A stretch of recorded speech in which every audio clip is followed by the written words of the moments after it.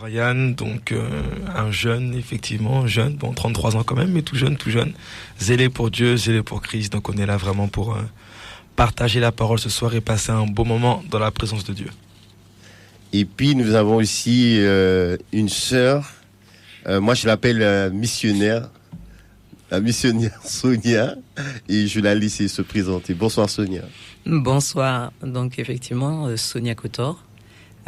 Donc je suis très heureuse d'être avec vous et ça va être l'opportunité de vous parler de mon témoignage avec joie, et mon désir c'est que cela touche une multitude et que vraiment toute la gloire revienne à Dieu. Yes. Amen.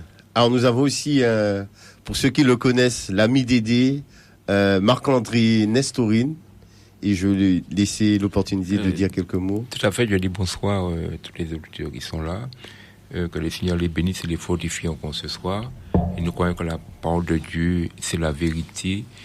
Et que le Seigneur encore vous bénisse et puis vous fortifie encore ce soir. Et je suis encore heureux. C'est pas la première fois que j'ai l'occasion de venir sur le plateau. Je bénis le Seigneur ce soir et à tout à l'heure. Amen, amen, amen. Alors comme je vous ai dit, cette émission, elle est coupée en deux parties. Il y a une partie témoignage, sur un super témoignage. C'est pour ça que je prends le temps de te dire d'inviter quelqu'un, tu sais que ces paroles vont lui faire du bien, à écouter sur la radio, Radioactif, cette émission, pour qu'elle soit bénie aussi à son tour.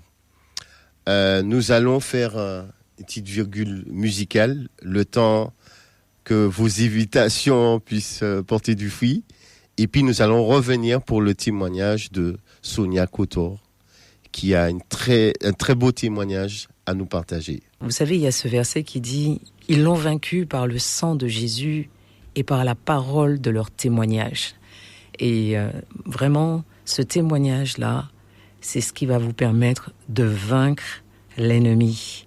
Parce que, en tout cas, je l'ai vaincu dans le nom de Jésus, grâce au Saint-Esprit. Alors, un témoignage, effectivement, il a pour toucher quelqu'un, mais c'est le Saint-Esprit qui convainc, alors qu'il vous convainc.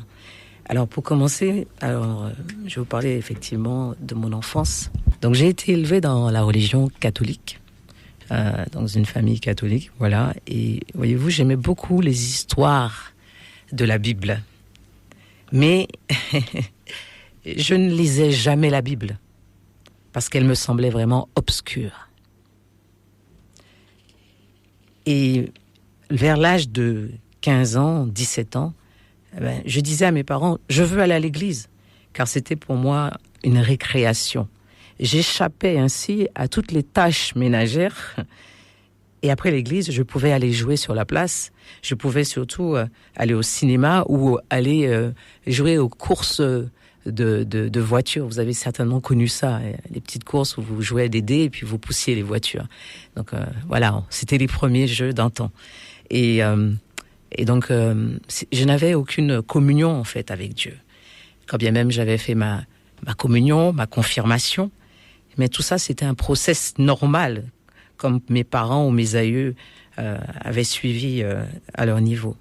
Et en fait, un jour, mon frère est venu, mon jeune frère de 2 ans, mon aîné, en fait, il est venu me voir et il a commencé à me parler du Seigneur. Et il y a quelque chose qui a résonné en moi. Parce que je me suis dit, tiens, mais qu'est-ce qui lui est arrivé lui, là, le fêtard, là, qu'est-ce qui lui prend?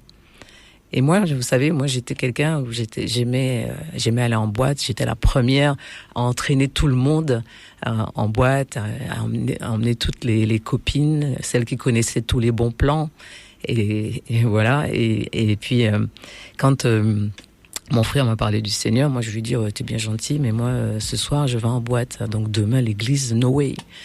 Et puis, finalement, au petit matin, après la boîte de nuit, j'ai décidé d'aller à l'église. Et quand je suis arrivée là, j'ai regardé tout ce petit monde installé, en train de louer. Et je me disais, mais ils sont fous ces gens. Parce que j'ai trouvé bizarre. Alors que moi, je me disais catholique, mais j'ai trouvé bizarre parce que je n'avais jamais vu des gens s'amuser, danser comme ça pour le Seigneur, en fait, dans une église. Et c'est à ce moment-là, alors que j'étais là dans l'église, j'entends la voix de Dieu qui me dit, quand tu étais petite, tu voulais me rencontrer. Est-ce que tu veux toujours me rencontrer? Et là, je me suis mise à regarder autour de moi, à me dire, mais qu'est-ce que c'est que ça et tout. Mais je savais au plus profond de moi-même que c'était le Seigneur qui m'avait parlé et qui m'avait dit, est-ce que tu veux toujours me rencontrer? Et vous savez, ma réponse a été évidemment oui. Et alors que j'ai suivi ce culte du matin, aussitôt, je me suis levée quand ils ont parlé de la prière du salut. Et j'ai fait cette prière du salut où j'ai accepté Jésus dans ma vie. Et aussitôt que je l'ai accepté dans ma vie, effectivement, il y a eu un changement radical. Mais pour que vous puissiez comprendre ce changement radical, déjà, il faut savoir que à la base, j'étais vraiment quelqu'un, comme je vous ai dit, de fêtarde, mais j'étais quelqu'un de blessé. Parce que jeune, je ne m'aimais pas. Je ne me trouvais pas belle. Et en plus de ça, j'avais l'impression que mon père ne m'aimait pas, que ma mère ne m'aimait pas. Et les enfants, en fait, les jeunes s'enferment dans ces pensées qui pensent être leur réalité alors qu'ils sont totalement dans le mensonge. J'avais l'impression d'être en concurrence avec ma mère. Et à cause de ça, je pense que j'ai cherché effectivement l'amour dans un homme. Et donc, du coup, j'ai eu des relations. J'ai vécu avec quelqu'un pendant plus de 12 ans. Et bon, comme je n'étais pas heureuse dans cette relation, donc, et puis que je me sentais pas en confiance dans cette relation, donc à plusieurs reprises, ça m'est arrivé d'avoir des aventures. Mais malgré ces aventures, voyez-vous, je n'étais pas satisfaite. Je peux pas dire qu'on m'ait jetée, parce que chaque fois que je commençais une relation, je mettais un terme à cette relation. Mais le jour, justement, comme je vous l'ai raconté, où j'ai rencontré le Seigneur, eh bien, quand j'ai dit oui à cette prière du salut, il était impossible pour moi de retourner à ma vie passée. Il m'était impossible de recommencer les choses que je faisais au préalable. Mais j'avais toujours pas dit la vérité, en fait, à mon compagnon. Et voyez-vous, quand j'ai accepté le Seigneur, je vivais avec ce compagnon. 12 ans, c'est pas quelque chose qu'on décide comme ça de mettre à la poubelle. mais au moment où je suis passée par les eaux du baptême, il y a quelque chose qui a commencé à changer véritablement dans ma vie. Vu que je n'arrivais plus à faire les mêmes choses, eh bien, je me suis mise à dire la vérité. Et je n'arrivais plus à lui cacher la vérité. Donc, je lui ai avoué tout ce que j'avais fait. Et à l'issue de ça, je lui ai dit, voilà, je prends la décision de partir, de vivre, de me séparer, en fait, de lui. Et à cette époque, j'avais une amie qui avait un appartement qu'elle abandonnait. Donc, elle m'a laissé son appartement et je suis partie vivre dans cet appartement. Et la première chose que j'ai dit au Seigneur, c'est « Je ne veux pas, Seigneur, me sentir seule. Je ne veux pas me sentir abandonnée. » Et j'ai donné d'ailleurs à cet appartement le nom de refuge. Parce que cet endroit était devenu mon refuge. Et je me rappelle que ma première nuit, j'étais recroquevillée dans mon lit. Et sans drap, sans rien, parce que je n'avais absolument rien, j'étais partie sans rien. Et je disais au Seigneur, Seigneur, j'aurais cru que j'aurais été capable de faire une chose pareille. Mais c'est Dieu, voyez-vous, c'est Dieu, parce que quand il rentre dans votre vie, à partir du moment que vous lui dites oui, il y a un changement radical qui se passe. Vous ne pouvez plus faire les mêmes choses, vous n'êtes plus la même personne. Dieu est celui qui change totalement une vie. Et je me souviens qu'il m'a dit, en fait, une des choses que le Seigneur m'a dites aussi, c'est que tout l'amour que tu n'as pas eu, tout l'amour que ton père n'a pas été capable de te donner, moi, je vais te le donner. Et ça, quand je suis venue donc à Christ, j'ai commencé à dévorer la parole de Dieu. Et c'était quelque chose d'incroyable parce que avant, je n'arrivais pas à la lire. J'étais persuadée que ma Bible, le fait de la poser sur ma table de chevet, ça suffisait en fait à me protéger. Et j'en ai bien ri par la suite parce que je me suis amusée à faire quelques petits dessins en fait en mettant des explications à côté, en disant clairement aux gens que c'est pas quand la Bible elle est fermée que vous allez expérimenter la puissance de Dieu. Il faut la lire, il faut l'ouvrir, il faut la proclamer. Et moi, je pensais que juste le fait de la voir à côté de moi, ça me protégeait. Voyez-vous, on est on est très superstitieux, on est très religieux en fait, jusqu'à ce qu'on rencontre vraiment le Seigneur et qui nous montre que il faut qu'on lise sa parole, parce qu'il n'y a qu'au travers de sa parole qu'on apprend à le connaître véritablement. Donc j'ai commencé à lire la parole de Dieu, j'ai commencé à vraiment à expérimenter Dieu. Et puis un jour, parce que vous savez, l'ennemi ne vous laisse pas comme ça aussi facilement. Malgré le fait que je m'étais séparée de donc cette personne avec qui j'avais vécu pendant plus de 12 ans, l'ennemi a permis que je rencontre vraiment un jeune homme qui était mon type d'homme. Et je me suis dit, non, je l'aime trop, je veux vraiment qu'il connaisse Dieu, je veux qu'il vienne avec moi à l'église, qu'il expérimente ces choses. Et ce jeune homme, au départ, il m'a accompagné. Et puis, très vite, il m'a dit, écoute, ça c'est pas pour moi. Mais puis, il m'a lancé cette invitation, il m'a dit, écoute, laisse toutes ces bondieuseries et laisse-moi m'occuper de toi. Et quand il m'a dit ça, en fait, tout de suite, je me suis dit, non. C'est pas de Dieu, ça. Ce n'est pas de Dieu. Laisse Dieu et poursuivre un homme. Et si demain matin, cet homme, pour une raison quelconque, me quitte, quelle va être ma vie, quel va être mon sort? Donc je lui ai dit non. Et malgré la douleur, j'ai accepté de me séparer et de vivre seul. De vivre seul pour Dieu. Et voyez-vous, pour moi, c'est la plus belle des expériences. Mais j'aimerais vous lire un petit poème qui vraiment m'a marqué et qui a été, on va dire, un élément déclencheur ou décisif pour moi. Alors quand je passais cette épreuve où je devais vraiment tout mettre de côté, je suis tombée sur un poème de Matheson qui dit « Amour qui ne me laissera pas effondrer, mon âme fatiguée se repose en toi. Seigneur, je te tiens la vie, Seigneur, je te rends la vie que tu m'as donnée, afin que dans ton immensité, elle soit davantage enrichie et comblée. Lumière qui illumine mon chemin, je te confie ma chandelle vacillante. Mon cœur se ranime au contact du tien. Que ma journée soit plus éclatante, toute illuminée par l'étoile du matin. Joie qui me cherche dans ma douleur, je ne peux te fermer mon cœur. L'arc-en-ciel éclaire ma nuée sombre et me rappelle tes promesses sans nombre. Demain, il n'y aura plus de pleurs. Croix vers laquelle je lève la tête, fais que jamais je ne m'éloigne de toi. Je me couche dans la poussière, sourd à la voix d'une vie facile, car c'est à l'ombre de ton bois que renaît la vie de l'Éternel faite. Et je disais sans arrêt, à la suite de ce poème, je disais sans arrêt au Seigneur, c'est à l'ombre de ton bois que je renais de mes cendres. C'est à l'ombre de ton bois que je renais de mes cendres. Et vraiment, le Seigneur Jésus m'a relevé. J'ai pris des décisions radicales et c'est pour ça que je disais une parole, il a suffi d'une parole pour que ma vie soit changée. Il a suffi que j'entende le Seigneur me dire, quand tu étais petite, tu voulais me rencontrer, est-ce que tu veux toujours me voir, me rencontrer? Et quand j'ai dit oui, alors ça a été un changement radical qui s'est produit dans ma vie. Et en tant qu'aujourd'hui, bon, on passe différentes épreuves. Et j'en ai passé des épreuves dans ma vie. Pour ceux qui me connaissent, j'ai été mariée 12 ans après. Voyez-vous, mon mari ne m'avait jamais connue. Il m'a connue après les noces. C'est là où j'ai reçu mon premier baiser. J'en suis fière de dire ça, en fait.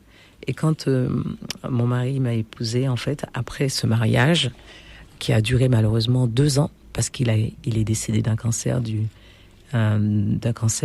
pancréas. Donc ça a été assez foudroyant. Et vous voyez, quand vous passez par une telle épreuve, vous pourriez dire, mais où est Dieu? Où est Dieu? 12 ans de vie commune avec un homme, 12 ans de célibat, 2 ans de mariage, et voilà à nouveau seul.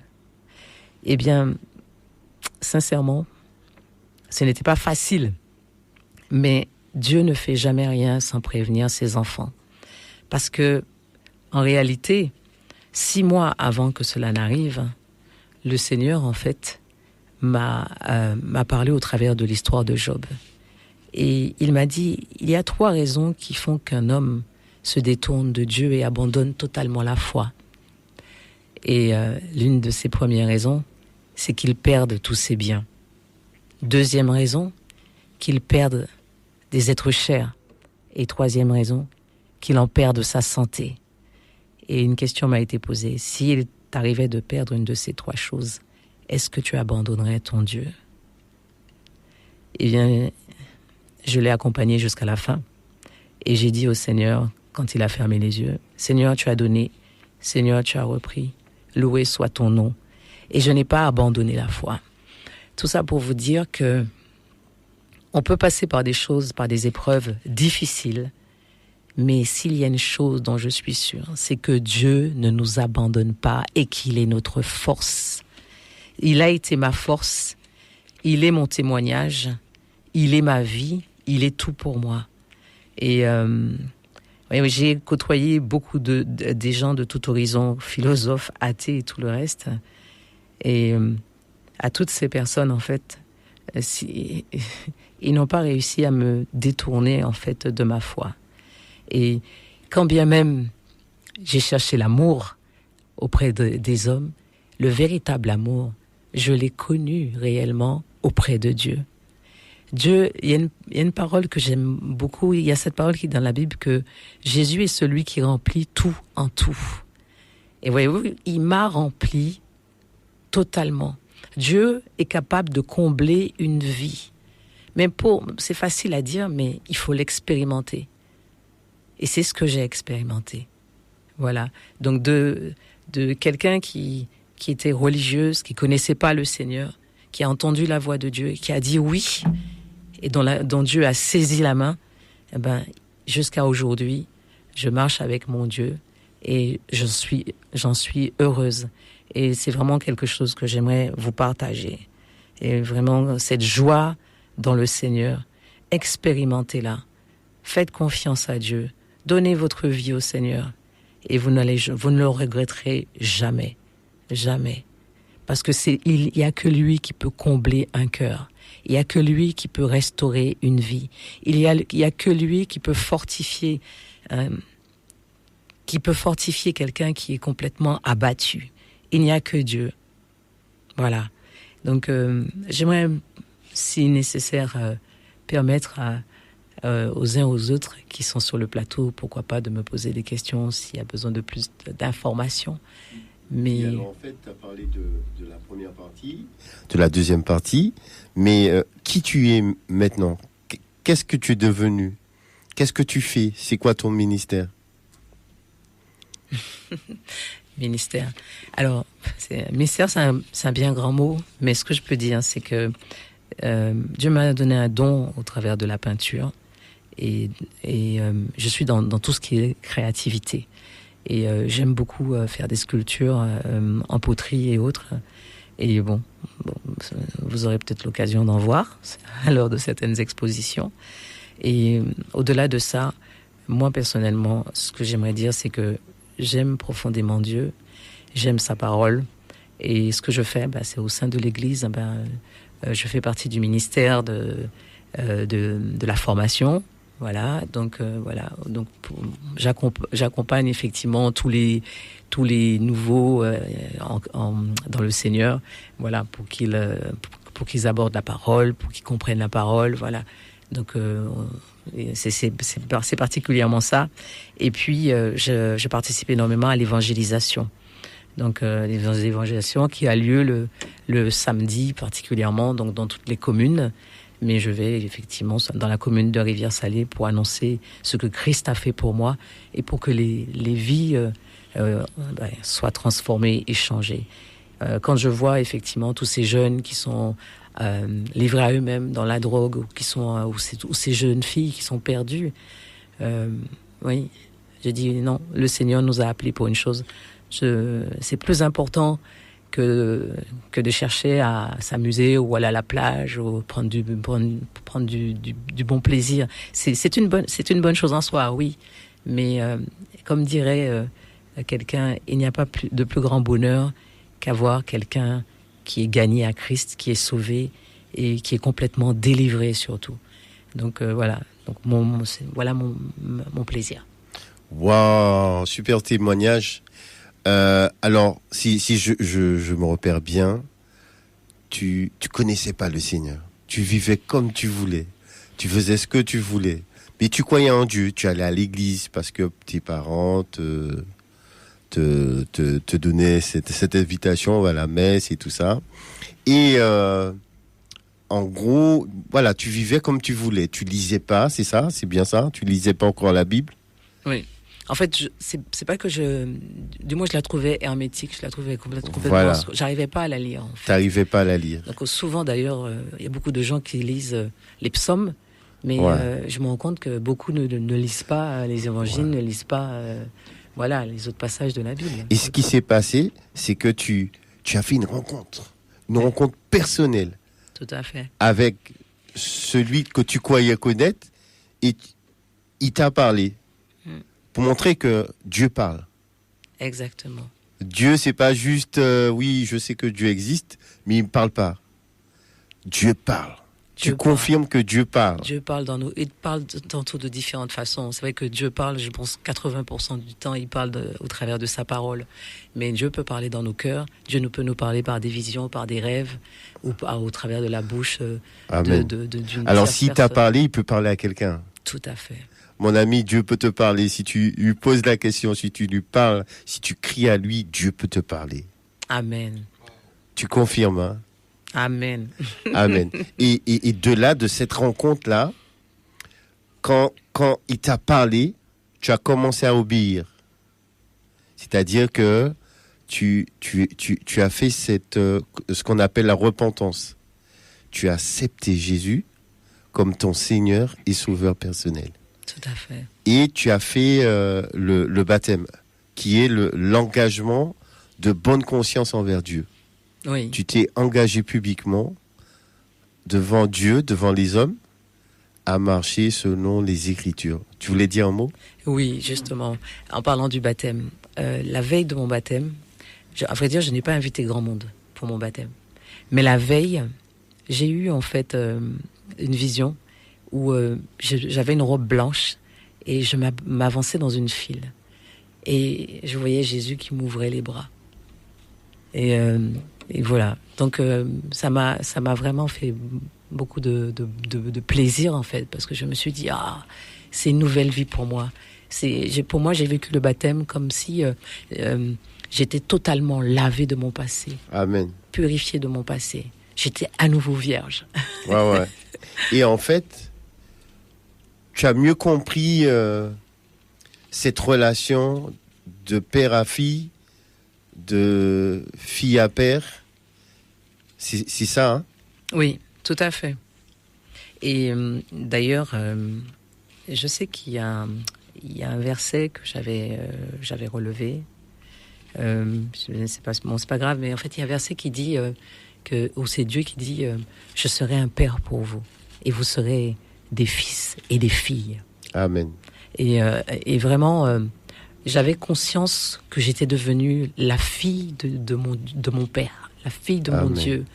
Et justement, c'est certainement à cause de ça que j'ai éprouvé la crainte. J'ai réalisé que la crainte de Dieu, c'est pas la peur, en fait. C'est une révérence envers Dieu. C'est un amour et une révérence envers Dieu. Et quand on a cette crainte-là, on n'a pas envie de déplaire à son Dieu. Amen. Oui. Et moi, j'avais pas envie de lui déplaire. Donc, c'est pour ça que j'ai été radicale dans ma conversion. Wow, puissant. Tu voulais ajouter quelque chose, une question? Non, pas particulièrement, mais je pense que on n'a pas échangé sur la thématique que chacun voulait aborder. Et en fait, on va parler de la même chose. Amen. On parlait exactement de la même chose. Donc, amen. Je prends tout ce qu'elle a dit, je prends quelques phrases qu'elle a. Amen, je amen. note, mais ça va être okay. tout va aller Mais ensemble. en tout cas, moi, ce que je retiens, c'est une rencontre. La question que j'ai envie de poser aux auditeurs, à ceux qui écoutent, est-ce que vraiment tu as fait cette rencontre avec Dieu? Est-ce que vraiment tu as cette relation que Dieu veut avoir avec toi? C'est une question quand même importante. Tu voulais ajouter quelque chose? Vas-y, Sonia. Oui, en fait, ce que je voulais dire, parce que je sais pas, j'y ai pensé juste à l'instant. Mais Dieu est merveilleux parce que quand Dieu sauve une vie, il s'intéresse pas qu'à une seule vie. Il vous touche, vous, mais c'est toute votre famille derrière qui est sauvée. Et peut-être que vous regardez à votre situation, peut-être que vos relations avec votre famille, c'est pas du tout ça, en fait. Il y a du déchirement, il y a de l'incompréhension, il y a de la jalousie, la haine. Dieu est capable de restaurer totalement une famille. Il n'y avait pas ces choses nécessairement dans ma famille, mais ce qui est merveilleux, c'est que j'ai vu Dieu transformer totalement ma famille. Parce qu'il y a cette parole dans la Bible qui dit que moi et ma famille, nous servirons l'Éternel. Et le Seigneur a commencé par mon frère aîné, je dis de 2 ans. Il m'a touché. Et au travers de nous, il a touché tout le reste de la famille jusqu'au dernier, et jusqu'à ma mère qui est aujourd'hui à Christ.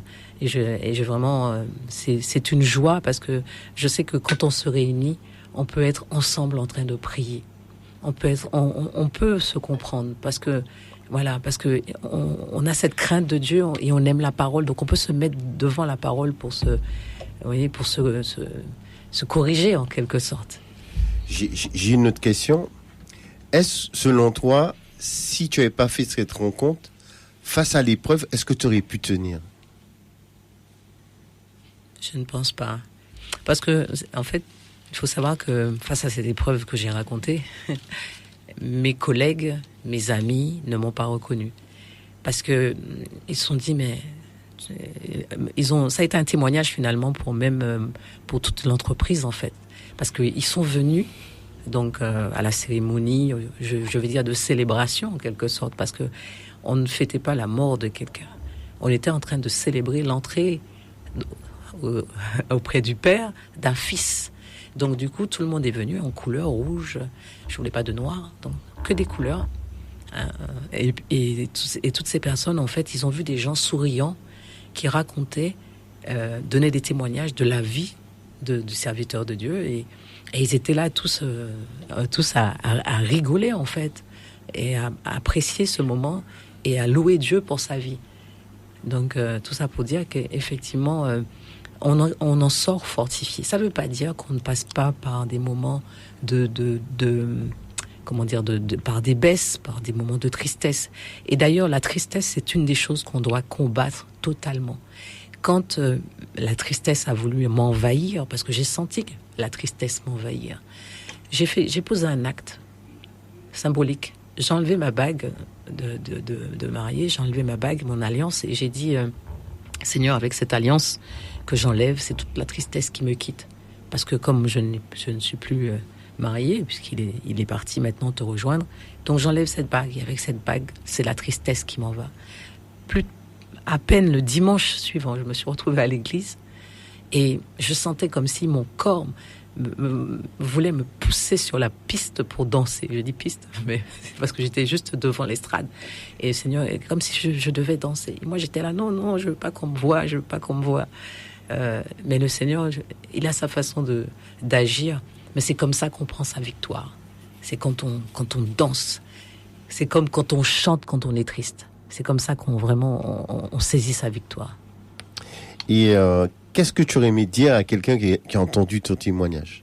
Quelques mots, qu'est-ce que tu aurais aimé lui dire là ce soir? Quel que soit ce que tu traverses, quelle que soit ta vie, et j'ai vraiment un cœur pour les femmes qui peut-être qui ont manqué d'amour et qui ont peut-être été en quête d'amour et qui ont été blessées peut-être à maintes reprises. Sachez une chose, c'est que vous êtes précieuse aux yeux de Dieu. Vous avez de la valeur et vous ne devez jamais laisser quiconque vous écraser et vous faire vous sentir inutile ou pas belle ou inconsidérée, parce que vous êtes vraiment précieuse aux yeux de Dieu. C'est ce que moi j'ai vécu et dans le sens où vraiment Dieu m'a fait comprendre qu'il m'aimait. Et d'ailleurs il m'a dit, quand un jeune homme me courtisait, il m'a dit non, ça, c'est pas pour toi. Je t'aime trop pour te laisser te perdre. Et ça m'a mis les larmes aux yeux. Donc ne laissez pas quiconque vous détruire. Cherchez d'abord Dieu et laissez-le vous guider. Laissez-le vous donner son meilleur. Le meilleur de Dieu, c'est ce que je vous souhaite.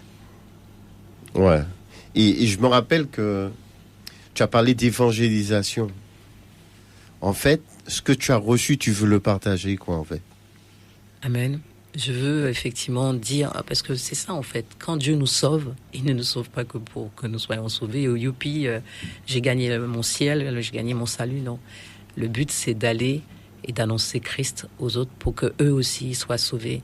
Si moi j'ai été guéri, ben il y en a d'autres qui ont besoin de guérison. Si moi j'ai été délivré, ben il y en a d'autres qui ont besoin. Si j'ai été restauré, où j'ai retrouvé la joie, il y en a d'autres qui ont besoin de retrouver aussi.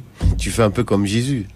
Exactement. Vous savez, pour moi, le passage, c'est Ésaïe 61, quand il dit « L'Esprit du Seigneur est sur moi ». Voilà, il m'a envoyé pour annoncer des bonnes nouvelles. Amen. Voilà, pour libérer les captifs. C'est cela, en fait. C'est ça notre mission. Alors tu es là pour consoler, faire du bien aux gens, prêcher l'évangile, prier pour les malades. Amen. Soyez mes imitateurs. C'est ce qu'il a dit, hein, c'est ça? Tout à fait. Soyons les imitateurs de Dieu. Qu'il pleuve, qu'il neige. En tout cas, nous devons nous battre pour ça. C'est la seule cause qui soit vraiment juste. Et comme je disais tout à l'heure sur le plateau, je me rappelle de cette phrase de Rinald Bonnke qui disait que l'Église, ce n'est pas un navire de croisière, mais c'est un navire en vue du salut des âmes. Donc nous avons une responsabilité vis-à-vis des âmes. Ce verset-là, moi j'aime beaucoup parce que il commence en disant par tout cela. Et par tout cela, ça veut tout et rien dire en fait. Par tout cela, ça veut dire que par tout ce que tu vis en fait. Maladie, victoire, défaite, divorce, mariage, par tout ce que tu vis, toute ton histoire, Dieu se sert de ça pour inviter les hommes à le chercher. Et une fois qu'il le cherche, Dieu veut en fait, il voulait qu'il s'efforce de le découvrir. Donc Dieu crée une situation pour que tu le cherches, pour que tu le découvres. Parfois à tâtons, on a l'impression, mais Seigneur, je te cherche, tu fais, ah non, je ne vois pas, je ne trouve pas. Et il dit en fait non, je veux que tu essaies de rentrer en contact avec moi. Comme pour dire que le Seigneur, lui, il aime le contact. Il ne veut pas être à distance. Et il finit en disant à chacun, comme pour nous rassurer, car en réalité, il n'est pas loin de chacun de nous. C'est qu'il est là en fait. Quelqu'un qui est connecté, qui dit, mais est-ce que Dieu, il est là. Dieu est là à côté en fait, il est là. Mais dès que le cœur s'incline, c'est là que, mais tu étais pas loin en fait, Seigneur, depuis tout ce temps. Non, j'étais juste là. Ça, ce verset-là, je le trouve magnifique.